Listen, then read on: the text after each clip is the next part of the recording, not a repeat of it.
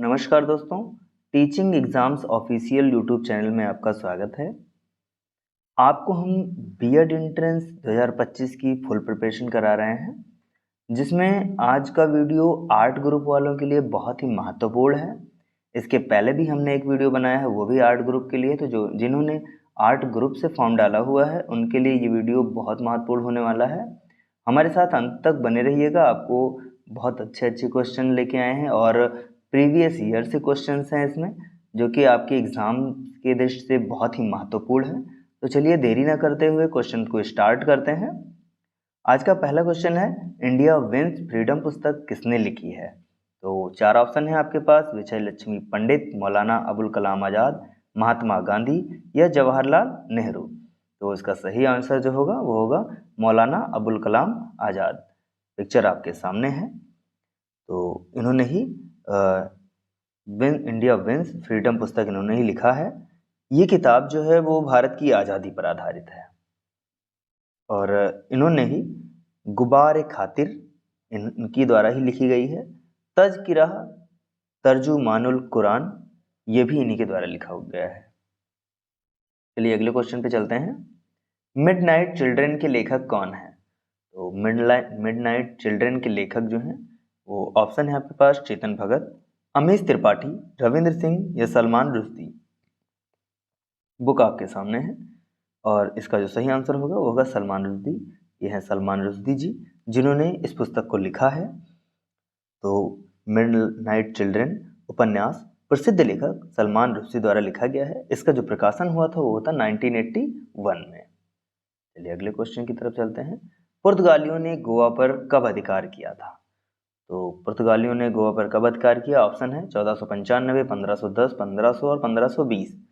4 option आपके सामने हैं, जिसमें सही ऑप्शन होगा 1510। 1510 और भारत पर जो प्रथम पुर्तगाली जो गवर्नर बन के आया था उसका नाम था फ्रांसिस्को डी अल्मीडा। ये पहला भारतीय गवर्नर था, पुर्तगाली गवर्नर था जो भारत आया था। वो 1505 से 1509 तक इसका सेशन था।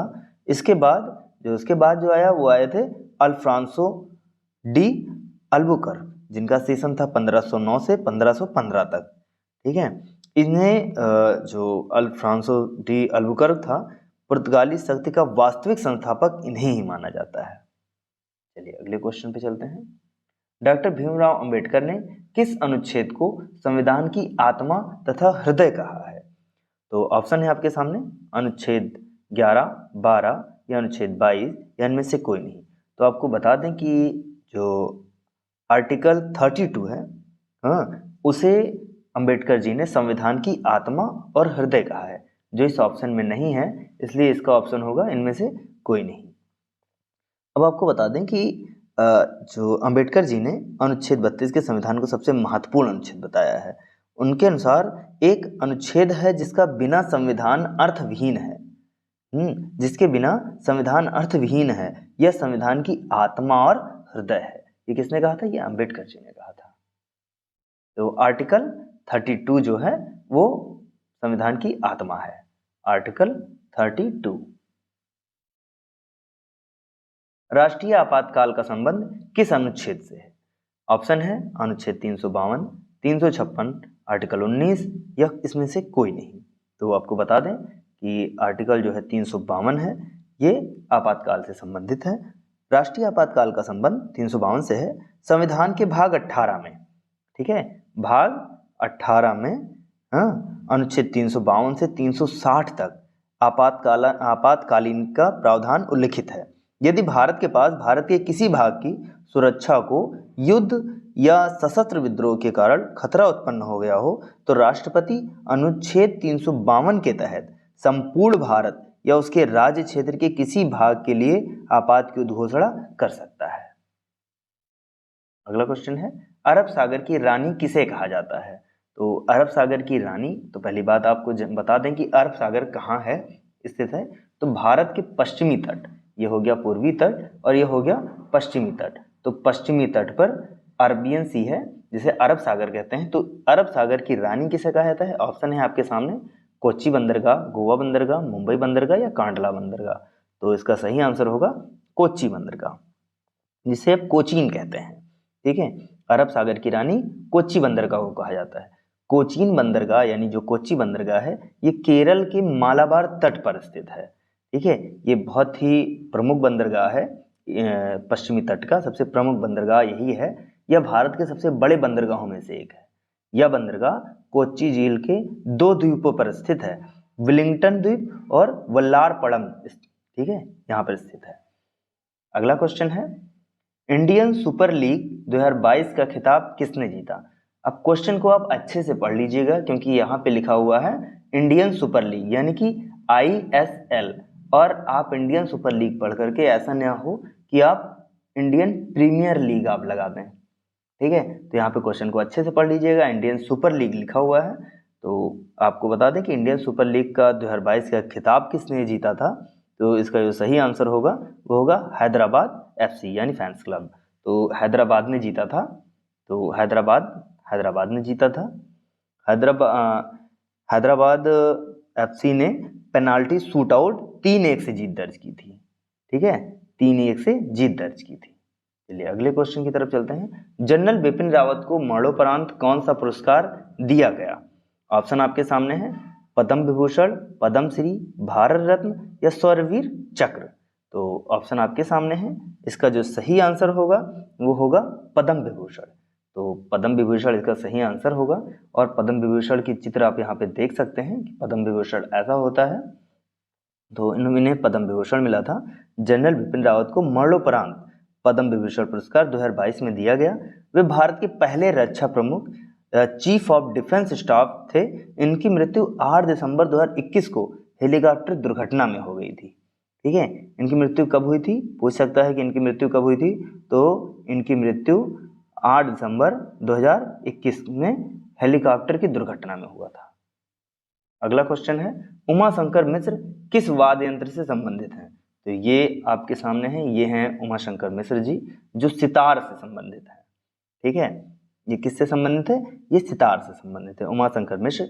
और एक थे पंडित रविशंकर, ये भी सितार से ही संबंधित थे।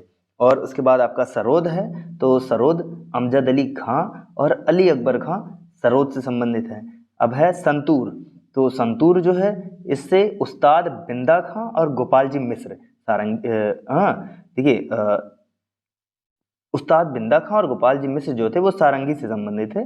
और जो संतूर है इसे भजन सोपोरी और सुकुमार शर्मा जो है वो संतूर से संबंधित है। चलिए अगले क्वेश्चन की तरफ चलते हैं। ताजमहल के लिए पत्थर कहाँ से लाया गया था? ऑप्शन है आपके सामने, अम्बेर, चुनार, कासगढ़ या मकराना। तो इसका जो सही आंसर होगा वो होगा मकराना। देख लीजिए, ताजमहल आपके सामने है, आप ताजमहल भी देख सकते हैं। तो इसमें जो पत्थर लगाए गए थे, इसमें पत्थर लगाए गए वो मकराना से आया था। ताजमहल मुगल बादशाह शाहजहां ने अपनी बेगम मुमताज महल की याद में बनवाया था।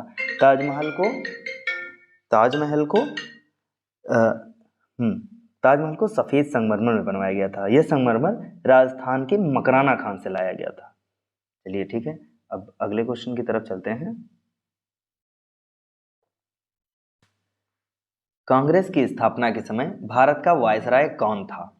तो इसका जो सही आंसर होगा वो, पहली बात तो आपके पास जो 4 ऑप्शन है, Lord Hardinge, Lord Dufferin, Lord Canning और लॉर्ड कर्जन। तो इसका जो सही आंसर होगा वो होगा लॉर्ड डफरिन इसका सही आंसर होगा। इसका सही आंसर लॉर्ड डफरिन होगा। कांग्रेस की जब स्थापना हुई थी वो 1984 से 1888 डफरिन का शासनकाल था। कब से कब तक था? तो 1884 से 88 ये डफरिन का काल था। यह लॉर्ड डफरिन के शासनकाल में ही 28 दिसंबर ठीक है, 28 दिसंबर 1885 को ही भारतीय राष्ट्रीय कांग्रेस की स्थापना A.O. ह्यूम ने की थी। किसने किया था?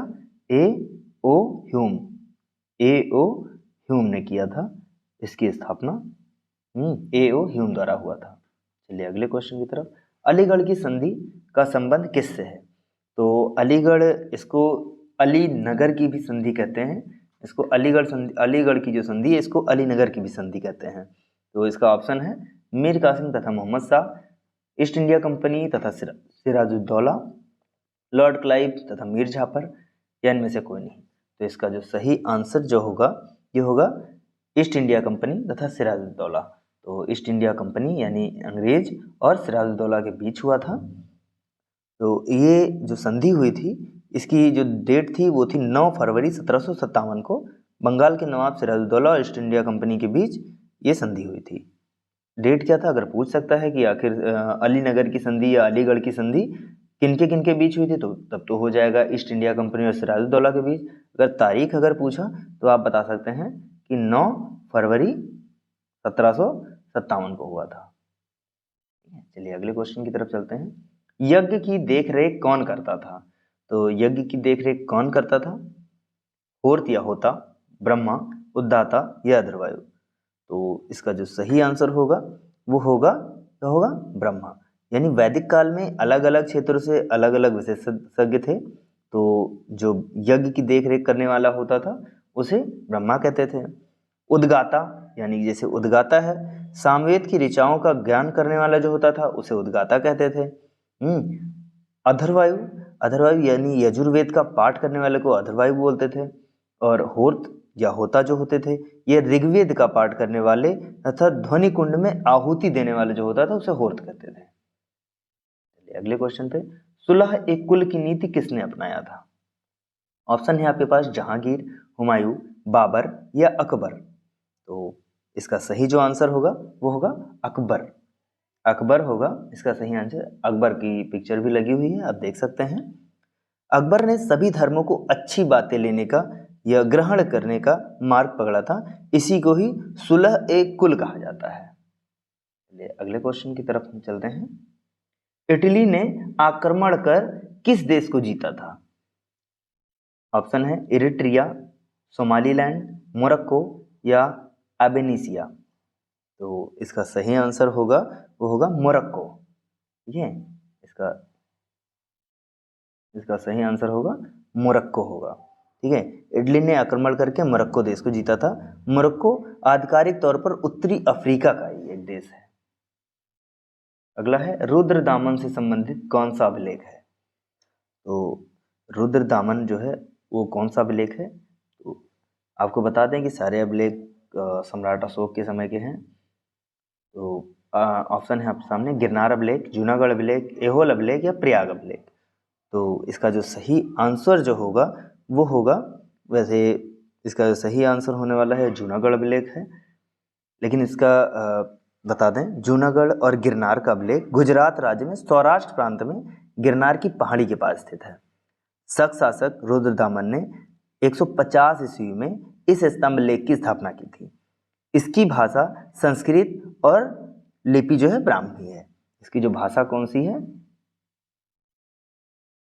आपको बता दें कि इसकी जो भाषा है भाषा इसकी क्या है? संस्कृत है। ठीक है, इसकी भाषा संस्कृत है और लिपि ब्राह्मी है। ब्राह्मी है, लिपि ब्राह्मी है। ठीक है, इसकी संस्कृत और लिपि ब्राह्मी है। यह संस्कृत भाषा में लिखा गया भारत का पहला लेख था, जबकि ऐहोल अभिलेख का संबंध पुलकेशिन द्वितीय से तथा प्रयाग अभिलेख का संबंध समुद्रगुप्त से है। चलिए अगले क्वेश्चन की तरफ चलते हैं। मंगल पांडे का संबंध किस इन्फेंट्री से था?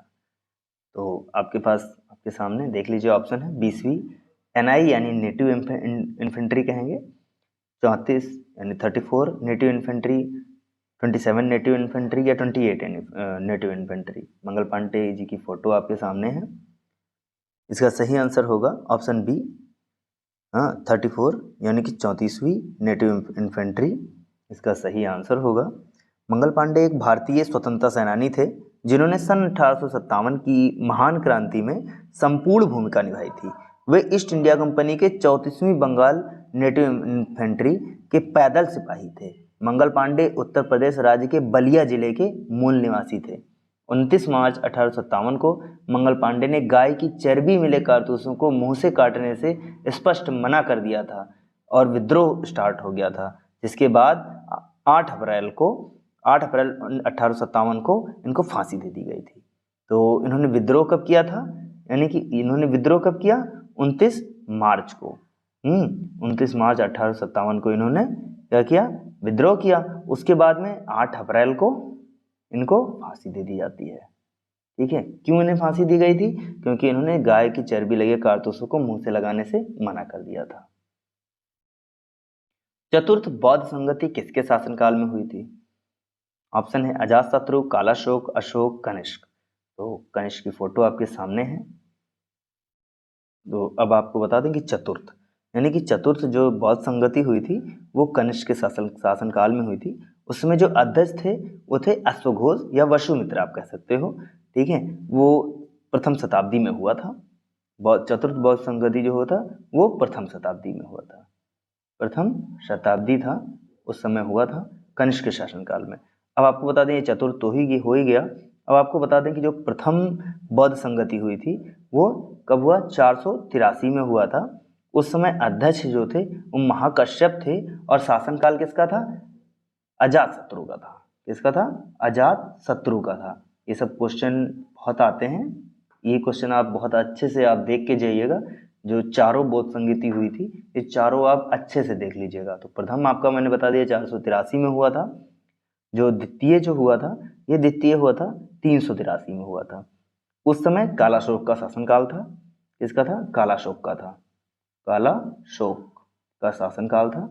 उसके बाद में जो तृतीय था, तृतीय आपको बता दें तृतीय हुआ था 255 ईसा पूर्व में, 255 में हुआ था। और उस समय शासनकाल किसका था? अशोक का था, सम्राट अशोक। ठीक है, ये क्वेश्चन आपका कंप्लीट हो गया। अगले क्वेश्चन पे चलते हैं। स्वराज पार्टी का संबंध निम्न में से किस व्यक्ति से था? तो स्वराज पार्टी का संबंध किससे था? ऑप्शन है महात्मा गांधी, बाल गंगाधर तिलक, सी.आर. दास और भगत सिंह। तो आपको बता दें स्वराज पार्टी का संबंध जो है ऑप्शन के अनुसार सी.आर. दास जी से था। वैसे इसके दो लोग थे यानी सी.आर. दास और मोतीलाल नेहरू, इन दोनों ने मिल के चलाया था। स्वराज पार्टी की जो स्थापना हुई थी वो 23 मार्च 1923 ईस्वी में हुई थी। कब हुआ था? 23 मार्च 1923 ईस्वी में हुआ था, जिसमें सी.आर. दास यानी चित्तरंजन दास और मोतीलाल नेहरू द्वारा इलाहाबाद में किया गया था। इसके अध्यक्ष सी.आर. दास थे और महासचिव कौन थे? मोतीलाल नेहरू थे। अब एक क्वेश्चन और बन सकता है यहाँ से कि उस समय ये बन सकता है कि स्वराज पार्टी की स्थापना के समय गवर्नर जनरल कौन था? तो गवर्नर जनरल थे लॉर्ड रीडिंग थे। ये भी आप लिख सकते हैं कि स्वराज पार्टी जब गठित हुई थी उस समय जो गवर्नर जनरल था वो कौन था? लॉर्ड रीडिंग था। लॉर्ड रीडिंग थे। अगले क्वेश्चन की तरफ। सांप्रदायिक निर्वाचन का जनक किसे माना जाता है? ऑप्शन है Lord Minto, Ramsay MacDonald, Lord Irwin या वेलेजली। तो इसका जो सही आंसर होगा वो होगा लॉर्ड मिंटो। लॉर्ड मिंटो होंगे। मिंटो की तस्वीर आपके सामने है। सांप्रदायिक निर्वाचन का जनक जो है वो लॉर्ड मिंटो को ही माना जाता है। गवर्नर जनरल लॉर्ड मिंटो का जो शासनकाल था वो 1905 से 1910 तक रहा है। भारत के राज्य सचिव मार्ले एवं गवर्नर जनरल जो थे लॉर्ड मिंटो ने 1909 ईस्वी का भारत शासन परिषद अधिनियम लेकर आया। गवर्नर जनरल लॉर्ड मिंटो ने मुसलमानों को पृथक निर्वाचन क्षेत्र की व्यवस्था कर फूट डालो और राज करो की नीति अपनाई थी। ठीक है, अगर आपसे एक क्वेश्चन और बन सकता है कि फूट डालो राज करो की नीति किसने अपनाई थी? तो लॉर्ड मिंटो द्वारा अपनाई गई थी। राष्ट्रीय ध्वज का डिजाइन किसने तैयार किया है? तो जहां तक है सबको पता होगा कि पिंगली वेंकैया ने राष्ट्रीय ध्वज का डिजाइन बनाया था। आपके सामने है पिंगली वेंकैया की तस्वीर आपके सामने है। चलिए अगला क्वेश्चन है। 6 अगस्त 1942 तथा 9 अगस्त 1945 को क्रमशः जापान के हिरोशिमा तथा नागासाकी पर जो परमाणु बम गिराए गए थे उसमें से कौन सी अभिक्रिया हुई थी? ऑप्शन है संलयन, विस्फोट, विखंडन या ऑक्सीडेशन। तो इसका जो सही आंसर होगा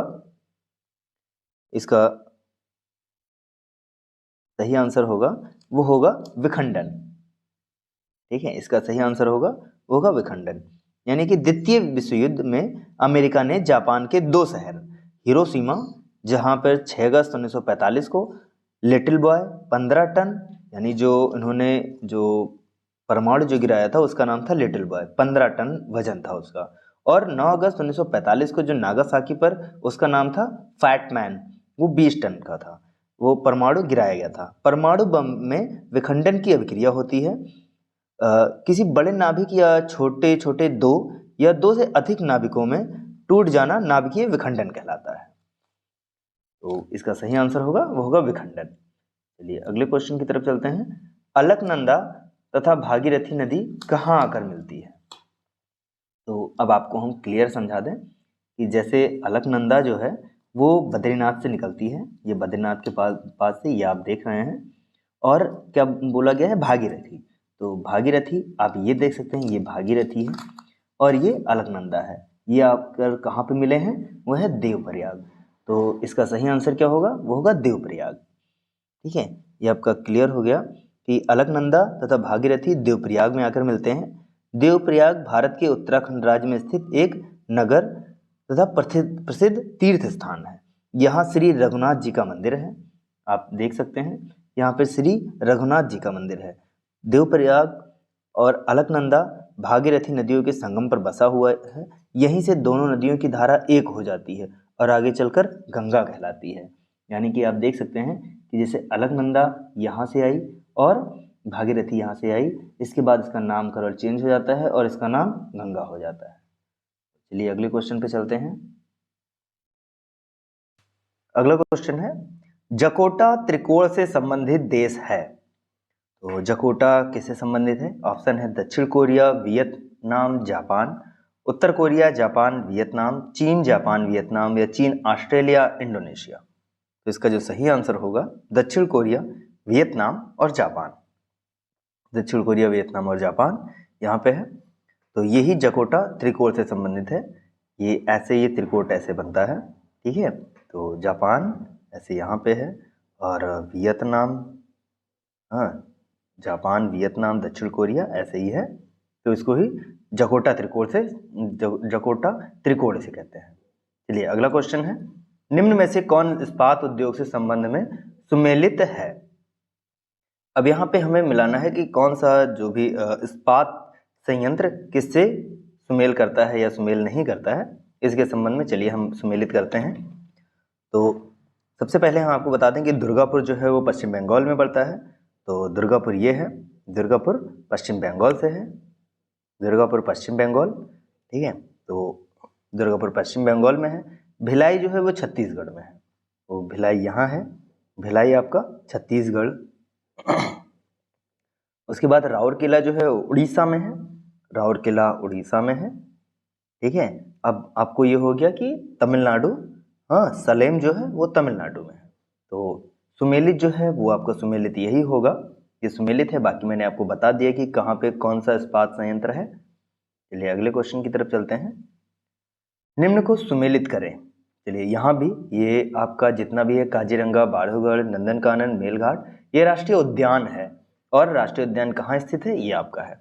तो सबसे पहले आपको बता दें, जैसे नंदनकानन जो है वो उड़ीसा में है। ठीक है, नंदनकानन कहाँ है? उड़ीसा में है। काजीरंगा कहाँ है? ये असम में है, काजीरंगा असम में है। और उसके बाद आपका बता दें कि बांधवगढ़ जो है वो मध्य प्रदेश में है, बांधवगढ़ ये मध्य प्रदेश में, और मेलघाट जो है वो महाराष्ट्र में है।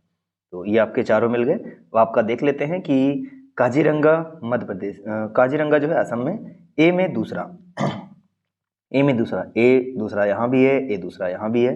बी बांधवगढ़ मध्य प्रदेश, यानी बी में तीसरा यहाँ है और यहाँ भी है। तो आप एलिमिनेट करते चलें, तो पहले एलिमिनेट ये हो चुका है, ये भी एलिमिनेट हो चुका है। तो उसके बाद नंदनकानन उड़ीसा यानी सी का चौथा, तो सी में चौथा यहाँ है, यहाँ नहीं है, तो ये हमारा एलिमिनेट हो गया और ये हमारा सही हो गया। ठीक है, यहाँ पे मैंने क्लियर आपको बता दिया है कहाँ से कौन सा है। चलिए अगले क्वेश्चन की तरफ चलते हैं। दूध सागर जलप्रपात कहाँ है? दूध सागर जलप्रपात गोवा राज्य के मांडवी नदी पर स्थित है। कहाँ पर स्थित है? ये गोवा राज्य में है और मांडवी नदी के तट पर है, मांडवी नदी पर स्थित है ये। मांडवी नदी पर यह स्थित है दूध सागर जलप्रपात। अगर क्वेश्चन में ये पूछा जा सकता है कि मांडवी नदी पर कौन सा जलप्रपात है, तो आप यहाँ पे बता सकते हैं। कि मांडवी नदी पर दूधसागर जलप्रपात है जो कि गोवा में है। चलिए अगला क्वेश्चन है, नमचिकनमपुक कोयला क्षेत्र कहाँ है? तो ये आपका इसका जो आंसर है वो होगा अरुणाचल प्रदेश। ठीक है, इसका होगा अरुणाचल प्रदेश। नमचिकनमपुक कोयला क्षेत्र अरुणाचल प्रदेश में स्थित है। इस कोयला क्षेत्र को 1991 में अरुणाचल प्रदेश द्वारा खनिज विकास और व्यापार निगम लिमिटेड की स्थापना करके अपने अधिकार में ले लिया गया था। भारत में आधुनिक ढंग से कोयला निकालने का प्रथम प्रयास रानीगंज बंगाल कोयला क्षेत्र से किया गया था। तो अरुणाचल प्रदेश में है। कब हुआ था? 1991 ईस्वी में। चलिए अगला क्वेश्चन है, निम्न में से कौन सा मंडल सर्वाधिक गर्म होता है? तो सबसे ज्यादा गर्म कहाँ होता है? कौन सा मंडल आपका गर्म होता है? तो आपको हम बता दें कि देखिए आपके पास 4 ऑप्शन है, आयन मंडल, क्षोभ मंडल, समताप मंडल और मध्य मंडल। तो सबसे ज्यादा गर्म होता है वो बी है, ऑप्शन बी क्षोभ मंडल है, सब सर्वाधिक गर्म होता है। ऑप्शन बी क्षोभ मंडल। क्षोभ मंडल आप देख सकते हैं कहाँ पे है, यानी कि पृथ्वी के बाद जो एरिया है वो बहुत ज़्यादा गर्म होता है। तभी बोलते हैं कि जैसे कोई जब अगर कोई अंतरिक्ष से जब आता है तो कहते हैं कि इतना गर्म होता है कि जो रॉकेट होता है या फिर जो भी यान होता है जिससे आते हैं उस पर काफ़ी ज़्यादा दबाव पड़ता है, तो यही एरिया होता है वो। ठीक है, तो क्षोभ मंडल होता है पृथ्वी से संलग्न निचली परत को क्षोभ मंडल कहते हैं, यानी सबसे निचली परत जो होती है वो क्षोभ मंडल कहती है। क्षोभ मंडल बहुत ही गर्म होता है क्योंकि क्षोभ मंडल में ऊंचाई के साथ पार्थिव विकिरण के प्रभाव में कमी के कारण तापमान में कमी आती है। क्षोभ मंडल में ही बादलों का निर्माण होता है, चक्रवात आते हैं, प्रति चक्रवात, पवन प्रवाह जैसी दिशाएं जितनी हैं वो यहीं विकसित होती हैं। बाकी आपको पता चल गया कि क्षोभ मंडल के बाद समताप मंडल होता है, उसके बाद मध्य मंडल, ताप मंडल और वायुमंडल। ठीक है, चलिए अगले क्वेश्चन की तरफ चलते हैं। कर्नाटक और महाराष्ट्र में अवस्थित पश्चिमी घाट को क्या कहते हैं? तो कर्नाटक और महाराष्ट्र यानी कि जैसे आपका जैसे ये देख लीजिए भारत का ये नक्शा हो गया, तो पश्चिमी घाट हमारा पश्चिमी घाट ये है, ये हमारा पूर्वी घाट हो जाता है, ये पूर्वी है, ये पश्चिमी है, ये पश्चिमी है, ये पश्चिमी घाट हो जाएगा। तो दोनों घाट ये आपके सामने। अब यहाँ पे पूछा है कर्नाटक और महाराष्ट्र में अवस्थित पश्चिमी घाट को क्या कहते हैं? तो पश्चिमी घाट जो है यानी कि आपका कर्नाटक वाला ये क्षेत्र हो जाता है, कर्नाटक, इसके बाद में आपका महाराष्ट्र हो जाता है। तो इस क्षेत्र को जो कहते हैं वो कहते हैं सह्याद्री। सह्याद्री कर्नाटक और महाराष्ट्र में अवस्थित पश्चिमी घाट को कहा जाता है। इन पर्वतों में कई धार्मिक और ऐतिहासिक स्थल मौजूद है। प्राचीन पश्चिमी घाट पर्वत श्रृंखला को संयुक्त राष्ट्र की संस्था यूनेस्को ने अपनी विश्व विरासत स्थल सूची में शामिल किया हुआ है। ठीक है, तो पश्चिमी घाट में क्या बोलते हैं इसको? सह्याद्री। ठीक है, ऑप्शन आपका ये सही हो जाएगा। अगला है, निम्न में से कौन सा सुमेलित नहीं है? तो यहाँ पे आपको सुमेलित नहीं है बताना है। ठीक है, तो आपको हम बता दें कि आपका सुमेलित नहीं है तो आपका सिक्किला जो दर्रा है ये हिमाचल प्रदेश में पड़ता है। ठीक है, नाथुला सिक्किम सही है। ठीक है, रोहतांग हिमाचल प्रदेश सही है, लेकिन सिक्किला जो है ये हिमाचल प्रदेश में पड़ता है। कहाँ पड़ता है? हिमाचल प्रदेश में पड़ता है, ये जम्मू कश्मीर में नहीं पड़ता है। बोमडीला ये अरुणाचल प्रदेश में पड़ता है। तो ये आपका आंसर सही होगा, ये सुमेलित नहीं है। चलिए अगले क्वेश्चन की तरफ चलते हैं। रंगीत नदी कहाँ बहती है? रंगीत नदी कहाँ बहती है? ऑप्शन है सिक्किम, अरुणाचल प्रदेश, आसाम, मेघालय। तो इसका सही आंसर होगा ऑप्शन ए, सिक्किम में। ठीक है, सिक्किम जो है यहाँ यहीं ये नदी बहती है। सिक्किम की सबसे बड़ी नदी भी यही है। यह पश्चिमी सिक्किम में हिमालय की पहाड़ियों से निकलती है। यह एक सदाबहार नदी है तथा गर्मी के मौसम में हिमालय से पिघलते बर्फ तथा मानसून के वर्षा द्वारा इस नदी को जल की प्राप्ति हो जाती है। रंगीत नदी को ही तिस्ता की जो रंगीन नदी है ये तिस्ता की ही सहायक नदी है। तिस्ता नदी भारत के सिक्किम तथा पश्चिम बंगाल राज्य तथा बांग्लादेश से होकर बहती है। अगला क्वेश्चन है, कर्क रेखा निम्न में से किस राज्य से होकर गुजरती है? तो कर्क रेखा है, कर्क रेखा कहाँ से होकर गुजरती है? तो कर्क रेखा आपको बता दें कि निम्न में से किस, तो देखिए जैसे भारत का जैसे मैप है, इंडियन मैप ये ऐसे है, तो जैसे इंडियन मैप है तो यहीं से होकर ऐसे गुजरती है।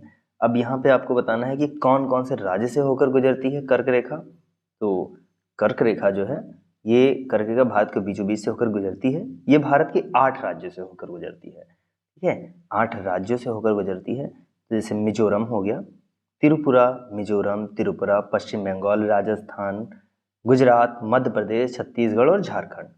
ठीक है, तो आपका देख लीजिए, तो झारखंड हाँ गुजरती है यहाँ से। मध्य प्रदेश बिल्कुल गुजरती है, त्रिपुरा से हाँ गुजरती है, मिजोरम से बिल्कुल यहाँ से होकर गुजरती है। महाराष्ट्र से बिल्कुल महाराष्ट्र से होके नहीं गुजरती है, तो ये हमारा ऑप्शन गलत है। झारखंड, आंध्र प्रदेश से होके नहीं गुजरती, ये साउथ में पड़ जाता है। गुजरात, राजस्थान, अब यहाँ पे देख लीजिए, राजस्थान से होकर गुजरती है लेकिन गुजरात से भी होकर गुजरती है, मिजोरम से, मणिपुर से होके नहीं गुजरती है, इसलिए हमारा ऑप्शन सही होगा ऑप्शन ए। अगला है, किस अनुच्छेद में कहा गया है कि राज्य के नीति निर्देशक तत्व न्याय योग्य नहीं है। ठीक है, तो किस अनुच्छेद में ये कहा गया है? ऑप्शन है अनुच्छेद 40, 47, 37 या 44। आपके पास ऑप्शन है। अब इसका जो सही ऑप्शन होगा वो होगा ऑप्शन बी, अनुच्छेद 37, यानी कि 37 होगा। नीति निर्देशक तत्वों का संविधान के भाग 4 में अनुच्छेद 36 से 51 तक वर्णन किया गया है। कहाँ पे किया गया है? भाग 4 में। भाग 4 में कौन से तक? आर्टिकल 36 से और 51 तक इसमें वर्णन किया गया है। नीति निर्देशक तत्व आयरलैंड के संविधान से लिया गया है। आपका क्वेश्चन ये भी आ सकता है कि जो नीति निर्देशक तत्व है ये कहाँ से लिया गया है? तो ये आयरलैंड से लिया गया है। ठीक है, कहाँ से? आयरलैंड से लिया गया है। ये आपका आ सकता है क्वेश्चन। जैसे जैसे राज्य के पास संसाधन बढ़ते जाएंगे, राज्य इन संसाधनों को लागू करता जाएगा, इसलिए ये निर्देशक तत्व राज्य पर बाध्यकारी नहीं बनाए गए हैं, इसलिए यह न्याय योग्य नहीं है। चलिए अगले क्वेश्चन की तरफ। राज्य निर्वाचन आयुक्त को कौन पदच्युत कर सकता है? ठीक है, ऑप्शन है राज्यपाल, राष्ट्रपति, प्रधानमंत्री। जो प्रक्रिया उच्च न्यायालय के न्यायाधीश को हटाने का है, तो इसमें से कौन सा ऑप्शन इसमें हो सकता है? तो इसमें जो ऑप्शन हो सकता है वो होगा राष्ट्रपति। ठीक है, निर्वाचन आयोग का गठन जो है, निर्वाचन आयोग जो था उसका जो निर्वाचन आयोग जो है उसका गठन जो है 25 जनवरी 1950 को हुआ था। निर्वाचन आयोग का गठन कब हुआ था? 25 जनवरी को हुआ। 1950 को हुआ, 25 जनवरी 1950 को हुआ। इसी उपलक्ष्य में प्रत्येक वर्ष 25 जनवरी को मतदाता दिवस के रूप में मनाया जाता है। मतदाता दिवस कब मनाया जाता है? ये पूछ सकता है कि मतदाता दिवस कब मनाया जाता है, तो आपको बता दें कि 25 जनवरी को मतदाता दिवस मनाया जाता है। ठीक है, मतदाता दिवस कब मनाया जाता है? 25 जनवरी को मनाया जाता है। राज्य निर्वाचन आयोग को संसद द्वारा पारित अभियोग के आधार पर राष्ट्रपति पदच्युत कर सकता है। अभी एक क्वेश्चन और आ सकता है कि मुख्य निर्वाचन आयुक्त की पदावधि कब कितने साल का होता है? तो 6 वर्ष कंप्लीट कर लिया हो या फिर 65 वर्ष की आयु अगर कंप्लीट कर लिया हो तो पदच्युत हो सकता है। दूसरा, अन्य आयुक्तों की जो पदावधि होती है, जो अन्य आयुक्त होते हैं निर्वाचन विभाग में, जो निर्वाचन आयोग के जितने भी होते हैं पदावधि जो होती है वो 6 वर्ष आपका पूरा होना चाहिए, जो भी अन्य आयुक्त हैं, और या फिर 62 वर्ष की आयु आपकी कंप्लीट हो गई हो। चलिए अगला क्वेश्चन है, निम्न में राष्ट्रपति के कार्यकाल से संबंधित कौन सा क्रम सही है? तो इसका क्रम बताना है यहाँ पे। तो आपको सबसे पहले आपको बता दें कि इसमें जिस प्रकार से इसमें नाम बताए गए हैं, सबसे पहले हम उठा लेते हैं, देख लीजिए यहाँ पे फखरुद्दीन अली अहमद। तो फखरुद्दीन अली अहमद, इनका जो शासनकाल था वो 1974 से था 77 तक था। इसके बाद आपको बता दें ज्ञानी जैल सिंह, हाँ इनका जो था वो 1982 से और 87 तक था। ठीक है, इसके बाद आपको बता दें कि आर वेंकट रमन थे। आर वेंकट रमन है कहीं इसमें? हाँ, आर वेंकट रमन थे। ठीक है, आर वेंकट रमन का जो शासनकाल था वो 87 से 92 तक का था। 87 से 92 तक का था। इसके बाद जो था डॉक्टर शंकर दयाल शर्मा, ये है डॉक्टर शंकर दयाल शर्मा, इनका था 92 से 97, यानी कि ऑप्शन हमारा डी सही होगा। अगला है भारत में कितनी बार आपात लागू हो चुका है। तो भारत में आपात कितनी बार लागू हुआ है, तो इसका जो आप एक बार, दो, 3 बार, 2 बार या 4 बार, कितनी बार हुआ है, तो इसका सही ऑप्शन होगा कि 3 बार हो चुका है। 3 बार आपातकाल लागू हो चुका है। अब आपको बता दे रहे हैं कब कब हुआ है। वैसे अनुच्छेद 352 में राष्ट्रीय आपात का वर्णन किया गया है, ये मैं पहले भी क्वेश्चन में बता चुका हूँ। राष्ट्रीय आपात राष्ट्रपति द्वारा लगाया जाता है। अब तक यह 3 बार आपात लागू किया गया है। पहला है 1962 से 1968 तक। कब हुआ था पहली बार? 1962 से और 68 तक लगा था, क्योंकि 1962 ईस्वी में चीन के साथ तथा 1968 में पाकिस्तान के साथ युद्ध हुआ था। ठीक है, तो 2 बार 1962 और 1968 के दौरान हुआ था। उसके बाद अगला जो हुआ दूसरी बार 1971 में लगा, 1971 से 75 के बीच में, 1971 से 75 के बीच में लगा, जब भारत पाकिस्तान का युद्ध हो रहा था। फिर तीसरी बार जब लगा वो 1975 से और 77 के बीच, इंदिरा गांधी द्वारा आंतरिक अशांति को दिखा करके 1975 से 77 के बीच लगाया गया था। तो 3 बार आपातकाल लग चुका है। अगला है संविधान के उद्देशिका में किस मौलिक आधार का वर्णन नहीं है। किस मौलिक आधार का वर्णन नहीं है, तो इसका देखिए ऑप्शन आपके सामने है। आर्थिक स्वतंत्रता, विश्वास की स्वतंत्रता, विचार की स्वतंत्रता या अभिव्यक्ति की स्वतंत्रता। तो इसका सही आंसर होगा आर्थिक स्वतंत्रता। उद्देशिका यानी प्रस्तावना को संविधान की आत्मा या कुंजी कहा जाता है। संविधान के उद्देशिका में आर्थिक स्वतंत्रता जैसे मौलिक आधार का वर्णन नहीं है, बल्कि संविधान के उद्देशिका में विचार की स्वतंत्रता, विश्वास की स्वतंत्रता तथा अभिव्यक्ति की स्वतंत्रता जैसे मौलिक अधिकारों का वर्णन किया गया है।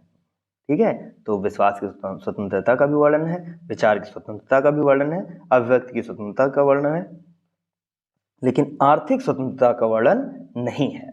इसलिए इसका ऑप्शन ए सही होगा। इसका वर्णन नहीं है मौलिक अधिकार में। 39वां क्या है?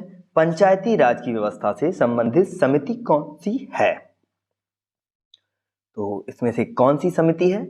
ऑप्शन है आपके सामने मल्होत्रा समिति, रेखा समिति, बलवंत राय मेहता समिति या देशमुख समिति। तो इसका जो सही आंसर होगा वो होगा बलवंत राय मेहता समिति। ठीक है, बलवंत राय मेहता समिति है। पंचायती राज की व्यवस्था से संबंधित समिति बलवंत राय मेहता की समिति थी।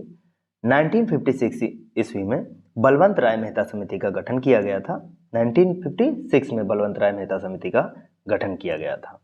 ठीक है, इस समिति ने अपनी रिपोर्ट 1957 ईस्वी में प्रस्तुत किया था।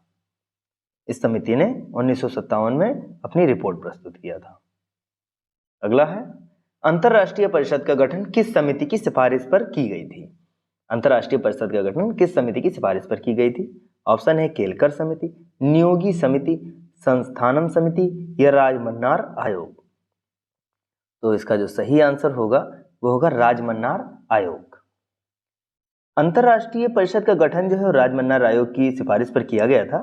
संविधान के अनुच्छेद 263 के अंतर्गत, संविधान के अनुच्छेद 263 यानी आर्टिकल 263 के अंतर्गत केंद्र एवं राज्यों के बीच समन्वय स्थापित करने के लिए राष्ट्रपति एवं अंतरराज्यीय परिषद की स्थापना कर सकता है। अगला है उद्देशिका में 42वें संविधान संशोधन में कौन सा शब्द जोड़ा गया था? ऑप्शन है समाजवाद, धर्मनिरपेक्ष या लोकतांत्रिक, समाजवाद, पंथनिरपेक्ष अखंडता, समाजवाद, लोकतंत्र अखंडता या इनमें से कोई नहीं। तो आपके पास जो ऑप्शन है वो सही ऑप्शन है समाजवाद, पंथनिरपेक्ष और अखंडता। ये 42वें संविधान संशोधन से जोड़ा गया था। अब तक उद्देशिका या प्रस्तावना में केवल एक ही बार संशोधन हुआ है, वो हुआ 1976 में, यानी 42वां संविधान संशोधन जो हुआ था 1976 में हुआ था। उसी के दौरान प्रस्तावना में 3 वर्ड जोड़े गए थे, समाजवाद, पंथनिरपेक्ष और अखंडता। अगला है भारत के राष्ट्रपति को किस प्रकार पदच्युत किया जाता है? ऑप्शन है आपके पास विधायी प्रक्रिया, संसदीय प्रक्रिया, न्यायिक प्रक्रिया या इसमें से सभी। तो इसका जो सही आंसर होगा वो होगा संसदीय प्रक्रिया। सही आंसर होगा संसदीय प्रक्रिया। भारत के राष्ट्रपति को संसदीय प्रक्रिया द्वारा पदच्युत किया जाता है।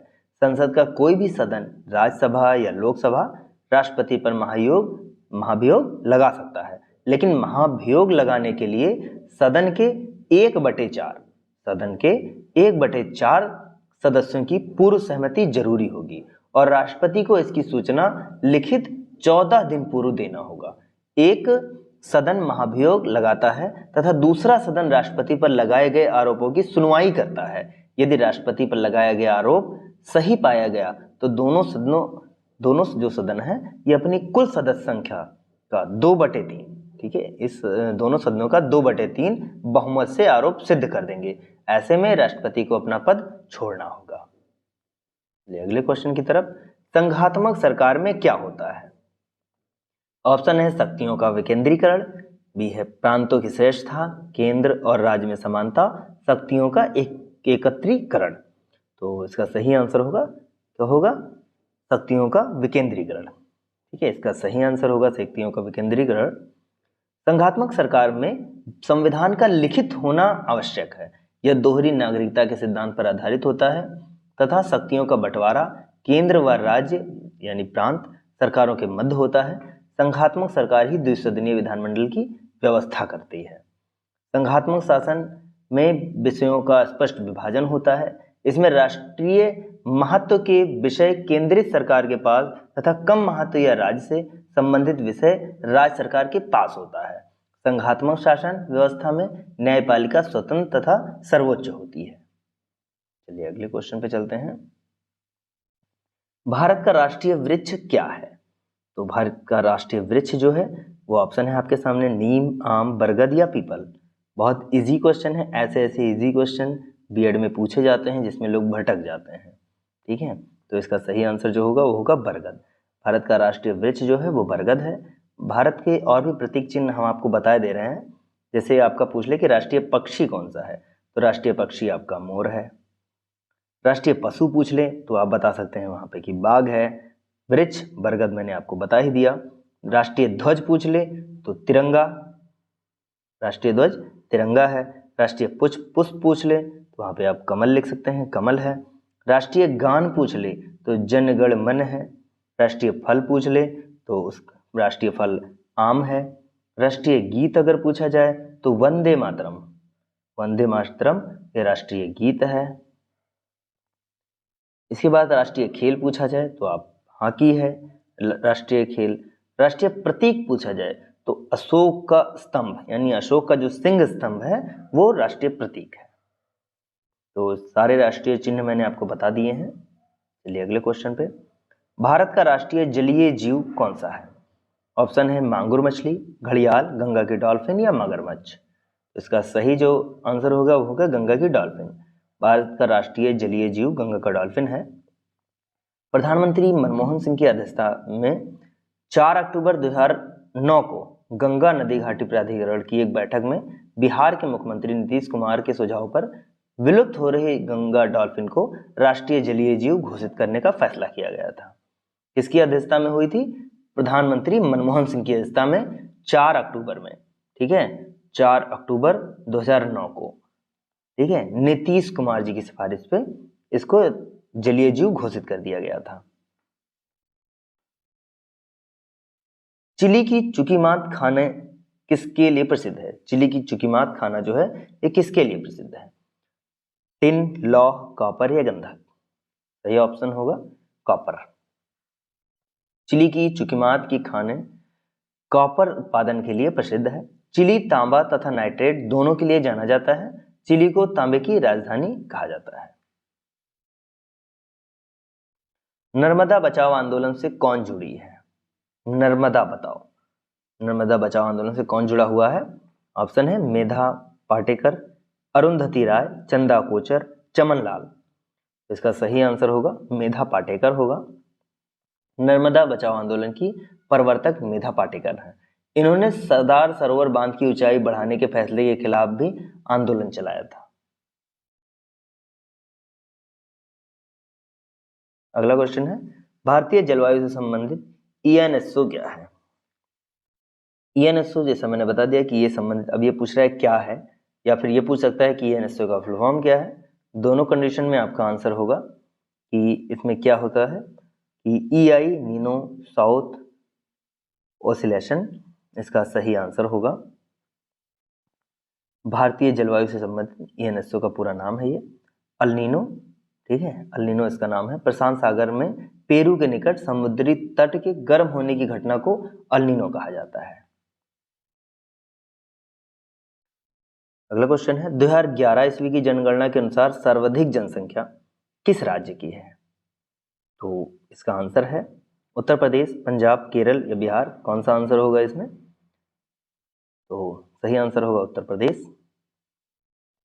2011 की जनगणना के अनुसार सर्वाधिक जनसंख्या उत्तर प्रदेश राज्य की है। 2011 की जनगणना के अनुसार सर्वाधिक जनसंख्या वाले वैसे 5 राज्य आपको हम बता दे रहे हैं कि सबसे पहले पे उत्तर प्रदेश था, दूसरे पे महाराष्ट्र है और तीसरे पे बिहार आता है, चौथे पे पश्चिम बंगाल आता है, ठीक है, चौथे पे पश्चिम बंगाल आता है और पांचवे पे आंध्र प्रदेश आता है। कौन सा आता है? आंध्र प्रदेश, ठीक है, आंध्र प्रदेश आता है। चलिए अगले क्वेश्चन की तरफ चलते हैं। गांधी जी के राजनीतिक गुरु कौन थे? बहुत ही अच्छा क्वेश्चन है कि राजनीतिक गुरु कौन थे। तो आपको बता दें कि महात्मा गांधी जी के जो राजनीतिक गुरु थे वो थे गोपाल कृष्ण गोखले। तो इसी क्वेश्चन के साथ आज की क्लास का अंत होता है। तो अब ऐसे ही क्वेश्चंस अगर आप चाहते हैं तो हमारे चैनल पे आप बने रहिए, वीडियो को हमारे लाइक कर दीजिए और चैनल को सब्सक्राइब कर लीजिए। अगर आपके किसी भी फ्रेंड को अगर हमारे वीडियोस की अगर ज़रूरत है तो आप उसे शेयर कर दीजिए।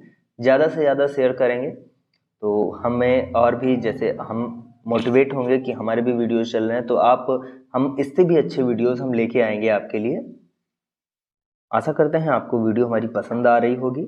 अगर आपको अच्छा लग रहा है वीडियो तो आप हमें एक बार कमेंट सेक्शन में कमेंट करके ज़रूर बताएं कि क्वेश्चंस हमारे कैसे रहे हैं। और प्रीवियस ईयर क्वेश्चन है तो क्लियर है कि आपके ऐसे क्वेश्चन आपके आने बिल्कुल संभावित हैं कि ऐसे क्वेश्चन ही आएंगे। तो चैनल पे हमारे बने रहिएगा और लाइक कर दीजिएगा वीडियो को, चैनल को सब्सक्राइब कर लीजिएगा ताकि आने वाली जो भी वीडियोज़ हैं वो सबसे पहले आप तक पहुँचें। धन्यवाद।